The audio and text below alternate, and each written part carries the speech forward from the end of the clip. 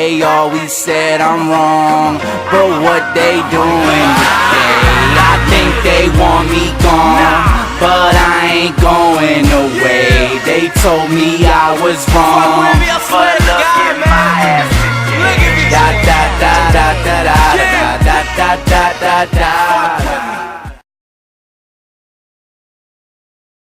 Yo guys, what's going on? I'm Tim Kelly. This is The Real Sports Talk. Thank you for tuning in. Go ahead and click the subscribe button if this is your first time to the channel. Big MLB news. I know I haven't covered all the big trades in the MLB this offseason, big trades and signings like I normally do, but I'm going to get back into doing that. And today was a trade that became official today once Dickey signed a 2-year, $25 million extension with the team that is by far the winner of this offseason. That is the Toronto Blue Jays. So he's going to sign a 2-year, $25 million extension. The Mets send him, catcher Josh Thole, who I think is going to be a very nice backup catcher for the Blue Jays for the next 3 or 4 years. And then Mike Nikias, who's also a catcher. According to MLB trade rumors, they wanted Nikias just in case Josh Thole, who has had some health issues with the Mets. He's shown potential, but he's also had a tough time staying healthy. In case he is not able to stay healthy, they have another option. And I mean, Lord knows the Blue Jays have enough catchers after this offseason, but they do have another option. They do ship one of their catchers away, and the guy that many thought was their catcher of the future, Travis Denard, they send him away. They send away Noah Syndergaard, who's a pitcher, and Wilmer Barrica. I hope I said that right. He's an 18-year-old outfielder from Venezuela. He played I think he played in the Winter League this year for the Toronto Blue Jays. So there's not a ton on him. He's big. He has a nice body. No homo. He's 6'4", and he projects to be a nice outfielder in the future. But quite honestly, at 18 years old, it's about who has the potential, who has the good attributes. You don't know what this guy's going to be in 21 when he's 21 or 22. He could burn out, or he could be like Travis Denard, who the Blue Jays acquired Travis Denard for Roy Halladay, who I'm wearing a shirt right now, coincidentally, and there's posters right over there.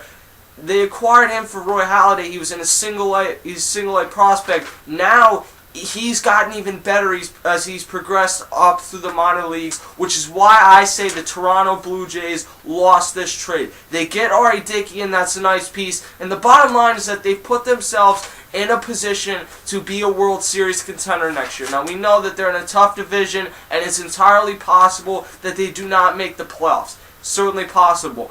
But if you look at their rotation, they might not have that Justin Verlander type guy that you can give the ball to every 5 days and say, we're winning this game.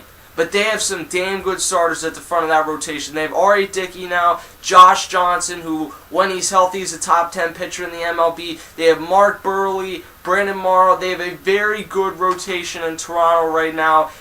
You have to be impressed by what the Blue Jays have been able to assemble this offseason.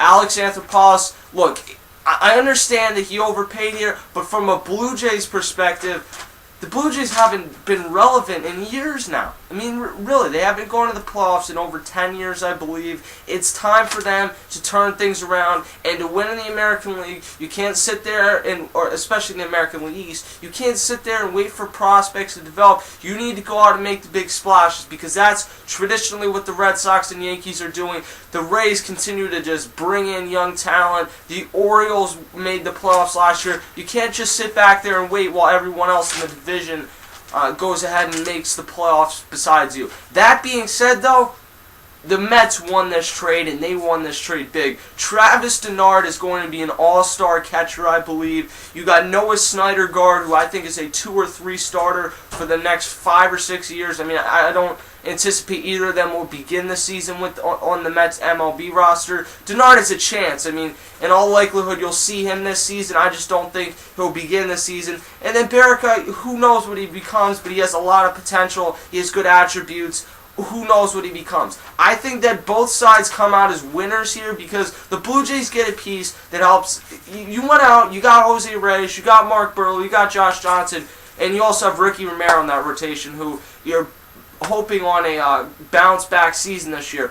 But even if you don't get that, you have a solid 3 guys at the top of that rotation now, with Burley, Johnson, and R.A. Dickey, the defending Cy Young Award winner. People are wondering whether R.A. Dickey is going to have the same type of season as he did last year. Probably not. But either way, I think he's going to be able to pitch at a pretty high level for the next 4 or so years because of the fact that he's not one of these guys that comes out here and throws 95 miles an hour. Now, he does throw a knuckleball. It's a little harder than the average knuckleball, but I really do believe R.A. Dickey can pitch at least till 42, 43, let alone for the next 3 seasons with the Blue Jays. I think he'll be good. They're a contender. The Mets, I know a lot of Mets fans have inboxed me. They've said they're upset.